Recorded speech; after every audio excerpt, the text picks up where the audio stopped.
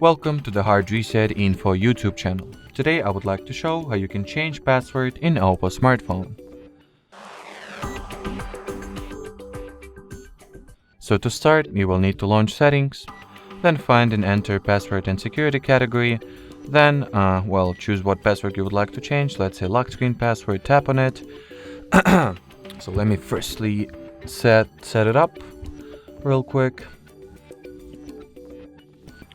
So let's say I'll set it to be the pattern. So now, in order for you to change the password, tap at the lock screen password section, then input your current password. If you would like to, tap at the password you would like to enroll. You can change pattern if you want to by tapping on it, of course. I can change it since I have the pattern set, but let's say I'll modify it to numeric, then input the old password that you have and set up a new one. Alrighty, so that'll be it for this video. Thanks for watching and bye bye.